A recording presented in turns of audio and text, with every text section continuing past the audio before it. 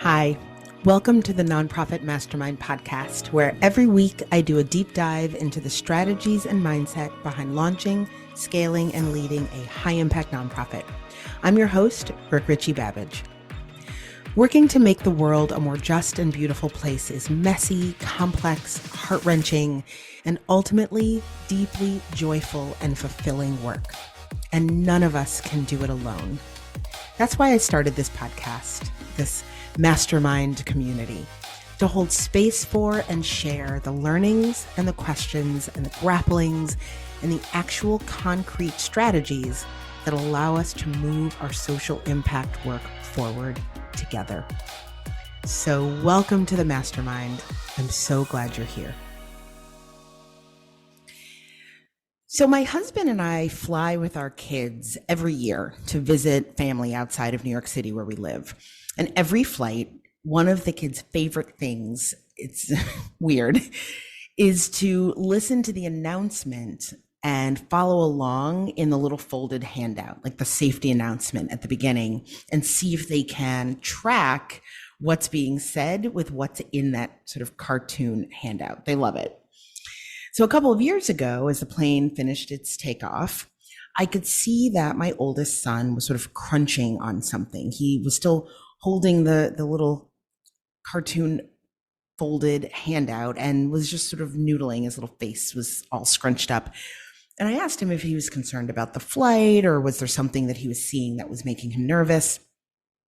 But he actually asked about the masks, that they had said, please remember to put your mask on first, and why? Why was that something that they were making a point to say? Why did it matter whose mask went on first?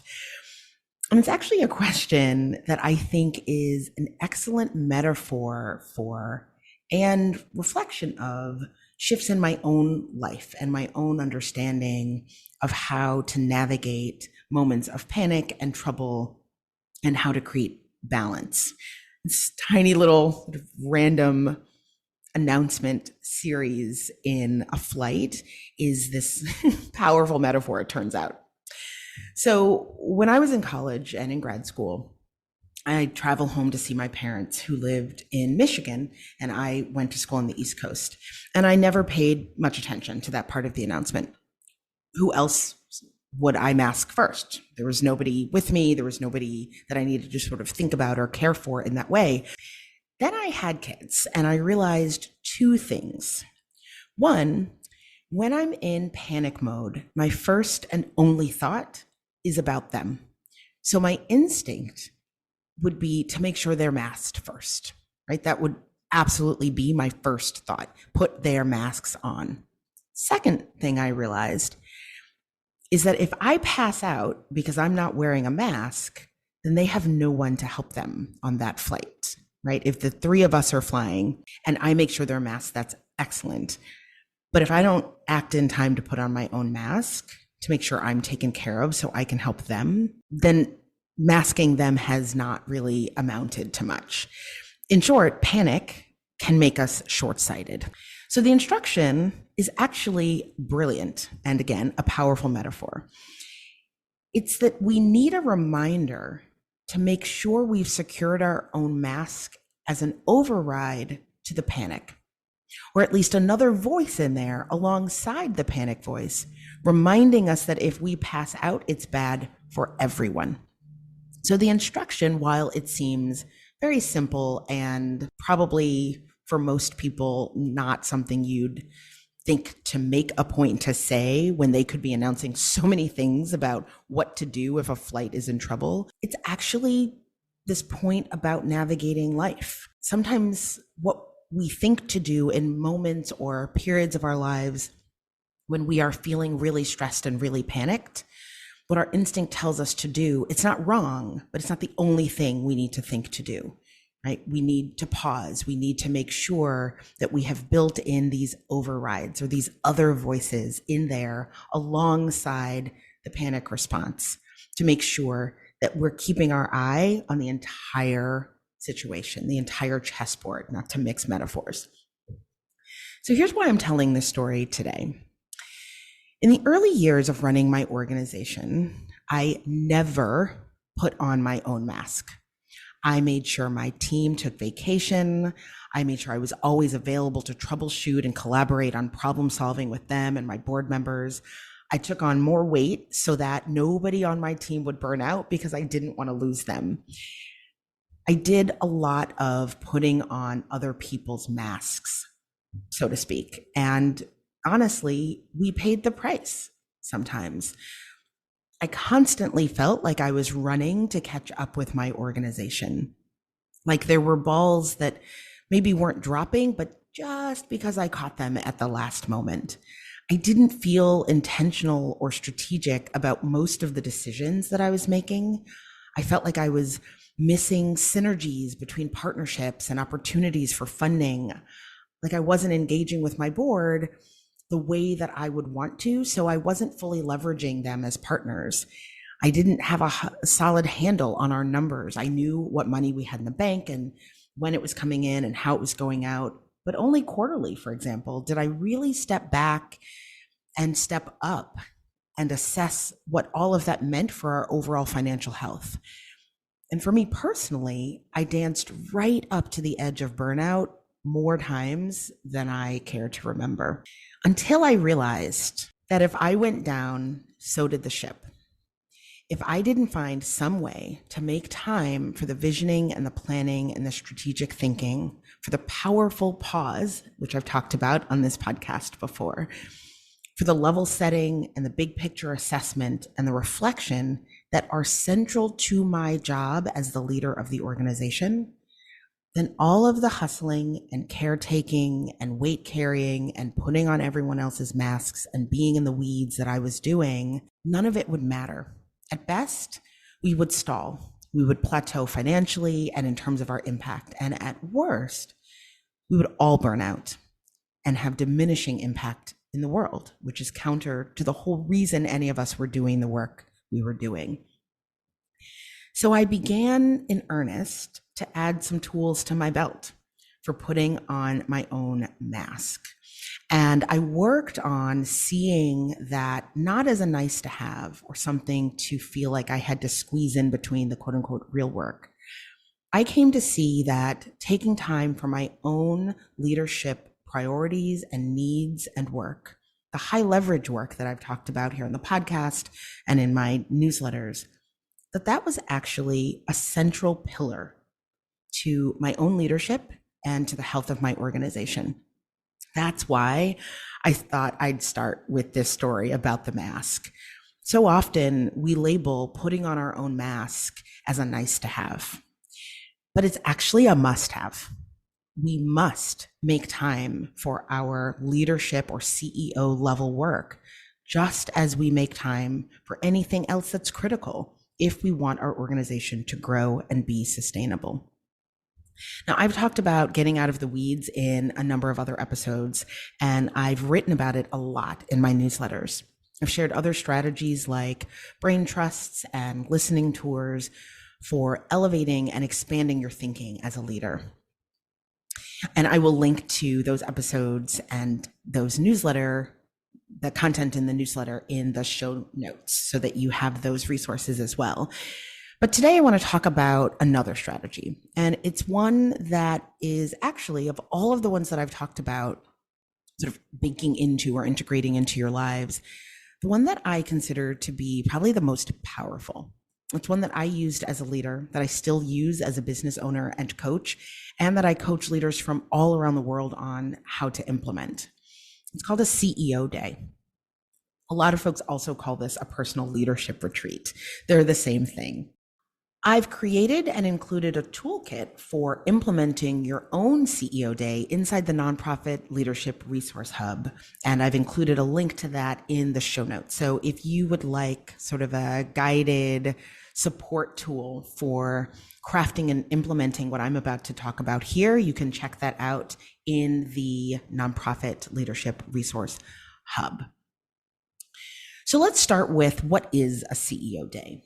A CEO Day is a half day or a full day that you block out on your calendar to focus on reflection, visioning, strategy, and planning for whatever is most important in that phase of the year for you as the leader of your organization. Now, it's critical that you block out this time on your calendar so that nobody can book any meetings with you, and that you actually craft a day where you spend time just focused on visioning, reflection, strategy, and planning, and recentering your leadership, your focus, and your perspective.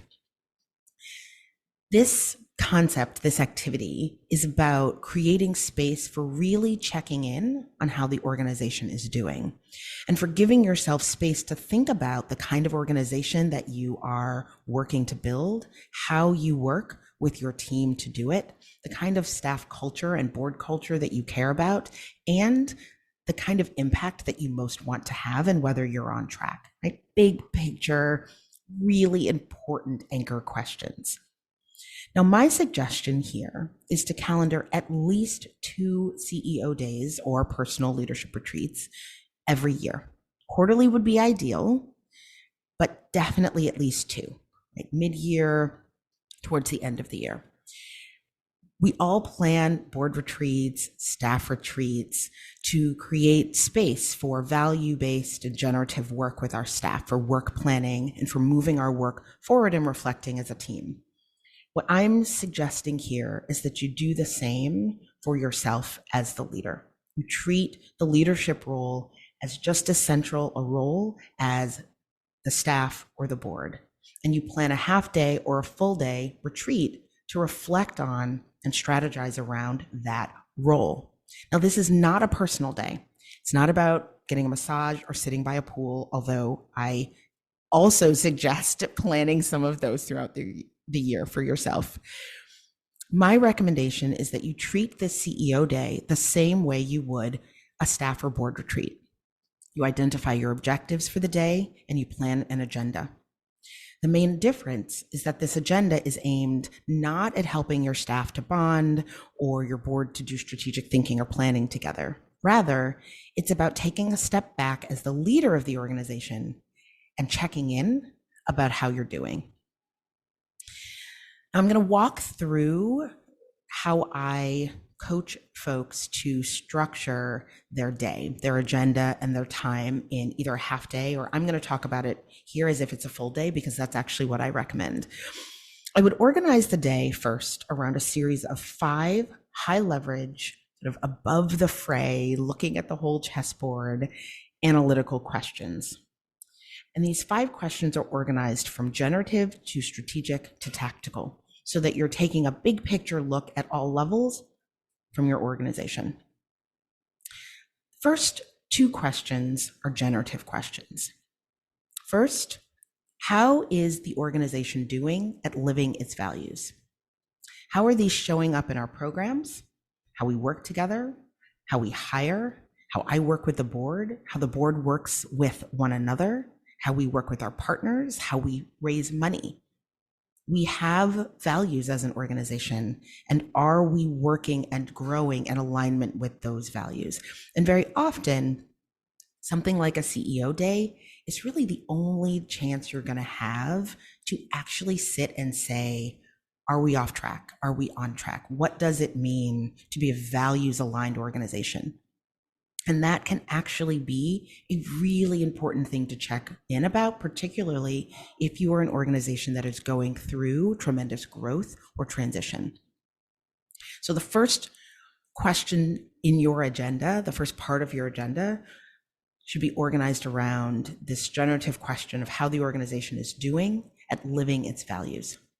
Second, what are my roots, skills, values, and desires as the leader of this organization?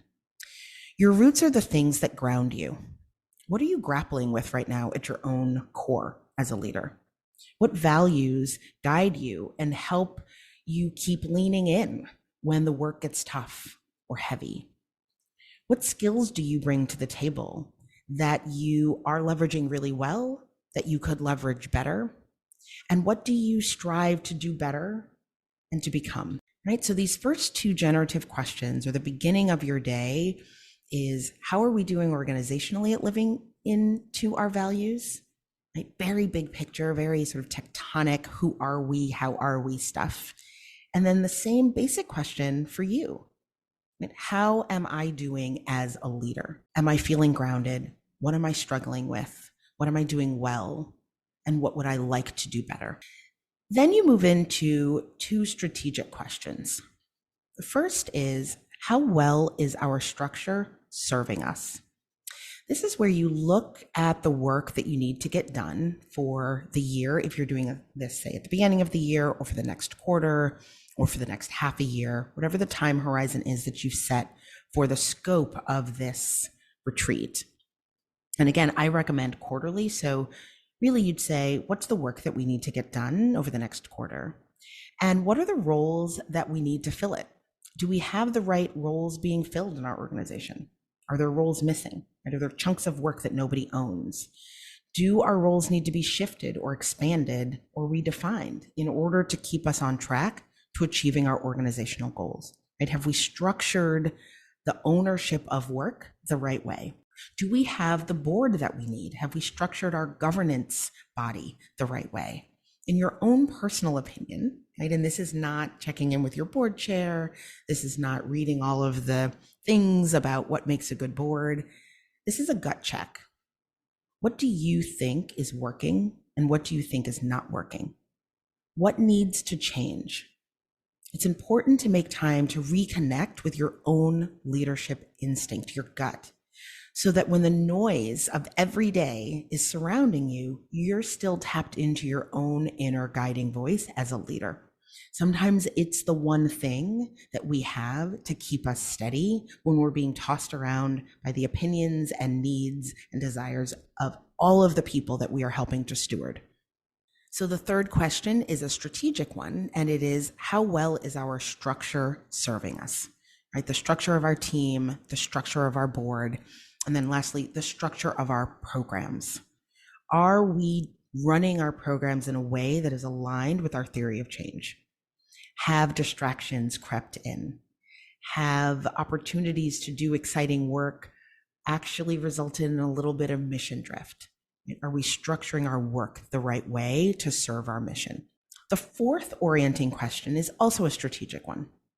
How am I doing as a leader at creating a container in which my team can do their best work?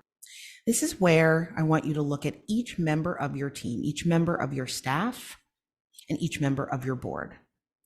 They're collectively your team, and ask, gut check again, where are they strong? Right? Where are they really good? When I have a question or a challenge or a type of work, who do I turn to? And for each person on your team, how can that strength be leveraged within their role and within the organization? Are we as an organization and I as a leader doing enough to leverage where they are strong, to celebrate it, to use it, to maximize it, so that our mission and our work is getting the most it can from the people that are on this team, and so that they see how their strengths are helping move our mission forward? Flip side, where do they have room to grow? And what can this organization do to support that growth?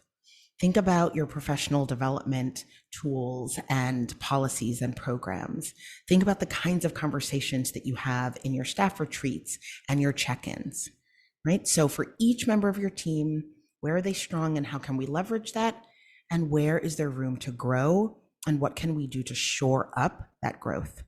And then the second part of creating a container for your team to do their best work is to ask yourself how you are supporting the collective team. What efforts are being put towards building that interstitial tissue that builds culture and makes them a team and not just a collection of individuals? And you want to do that on your staff level and on your board level. So this fourth question, how am I doing at creating a container in which my team can do their best work? And I'm defining team expansively as everyone under the tent with you, your staff and your board. The fifth question is a tactical one. How are our numbers? This is where you take a hard look at the big picture metrics. So it's still big picture. It's still looking at the full organization, but it's tactical. This is where you look at your metrics of financial health, your strategic plan KPIs, your evaluation plan and your program outcomes, and your fundraising metrics. This is where you can pause and reflect on what those numbers are actually saying to you. What themes and trends are you seeing? What questions do you have? What don't you understand? What red flags are you now seeing? Because you're actually pausing and saying, let me dig into these numbers. What doesn't make sense here? What does make sense? What's really great and exciting? So for each of these 5 questions, the 2 generative questions, the 2 strategic questions, and the final tactical question, really take time to reflect. Let your brain go fuzzy, as it were. I am a child of the 70s and 80s, and in the, I think, mid-80s, they had those pictures that didn't look like anything. It was all sort of messy and chaotic. But if you let your eyes sort of go fuzzy, then the picture emerged. And so I like to talk about letting your brain go fuzzy sometimes, right? Stop focusing on what you are seeing right in front of you and just sort of relax your brain and see what emerges. And sometimes that is one of the best ways to do sense making, to just listen to what emerges. And so as you're thinking about each of these 5 sort of anchor questions for your CEO day, really make sense by letting your brain go fuzzy and reflecting on what comes to mind for each of those. Brainstorm, organize, and really listen to what your gut, what your inner leadership voice is telling you. These 5 questions are really important. They encourage you to think about your organization as a whole at multiple levels, whereas we typically spend time focused on 1, 2, 3 sort of aspects of our organization. So these are really questions that encourage you to and create space for you to elevate your thinking and engagement and to really look at your organization from different sides and at different levels. As you're reflecting, ask yourself, what have I lifted up that's working? And look back at your notes, take time during the day to name those things that are working. Right? When you're thinking about how the organization is doing it, living into its values, or how you are creating space for your team to flourish, make sure to name the things that are good, that you're getting right. When we're moving forward, particularly as leaders, we rarely take time to celebrate our wins and the things that we're doing well. And it's a really important part of sort of filling our own bucket and sustaining ourselves. And finally, ask yourself, on the flip side of the coin, where are your personal growth edges? Where do you have things to learn? Where do you want to grow next as a leader? Now, the answer to these questions, both the where are there things to celebrate and where are there areas for me to grow as a leader and for our organization to grow structurally and operationally, the answer to these questions can help highlight the kinds of strategic questions you want to bring back to your board and your staff, as well as tactical questions and skills that you want to build, so they can be focusing questions. Now, you take these reflections, what you've seen about what's working and what's not working, questions you have, areas that you've lifted up that you're struggling with or that you really want to sort of bring forward to work on, and you wrap the day up with planning. You take what's come out of the day and fold it into a concrete set of your own leadership objectives for the coming quarter or half year. Now, I have a great guide for what I teach as the posted planning method inside the CEO Day toolkit, which, as I said, is available in the resource hub. So you'll have a link to that. In that training, I walk through a quarterly work planning process that I've used for the last 22 years that you can do in an hour.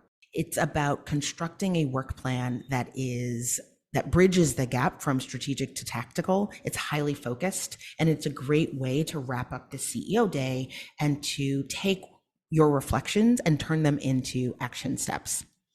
This is about giving you a guidepost to keep you anchored as the chaos of every day swirls around you. You can know that your objectives, the tasks that you've identified, new partnerships, maybe just a single intention to focus on team culture for the quarter, that these decision points are rooted in reflection and analysis. I have a friend who takes one day every quarter and goes hiking. For him, He thinks best and is calmest inside when he's outdoors. So he rents a small cabin in upstate New York just for the day and spends the morning hiking and reflecting and journaling around these 5 questions, right? It's nothing really fancy. It's really simple. He just uses these 5 questions as a guide for deep reflection for the day. By taking the time, just that one day every quarter, to breathe into and create real space for this reflection and engagement, and by naming the things that he discovers, he has found that he gains real clarity about his direction as a leader and as part of a bigger team. The one last thing I'll say is that there is no silver bullet to leadership and to reducing overwhelm and to getting out of the weeds and to leading with intention and all of the things. And it doesn't come easy or simple just because you have really good strategies and tactics. Making time to work on your organization may always be tough. It was for me, but you got to do it. Doing it doesn't have to mean hours upon hours every week. You can use simple strategies like this, like a CEO day once a quarter, like the listening tours that I've talked about, or the brain trusts that I've talked about. You can build your own set of strategies or tools to integrate different modes and levels of thinking into your work throughout the year. It will make you stronger as a leader, and I guarantee you, I promise you, it will make your entire organization stronger and more sustainable. So that's it for today. Thank you so much for joining me. Thank you for joining me for this week's episode of the Nonprofit Mastermind podcast. If you liked this podcast, I would also love for you to subscribe on Apple, Spotify, or wherever you listen to your podcasts. And if you think that what we talk about here could benefit another leader in your life, please share with your friends. Finally, if you'd like more leadership in your life, you can sign up for my weekly 5-minute read Leadership Forward 321 newsletter. I send articles, resources, and inspiration every week curated around a leadership theme to help you lead your nonprofit better. You can sign up at richie-babbage.com/leadership forward 321. That's it for this week. Thank you for joining me, and I'll see you back here next week for more Mastermind.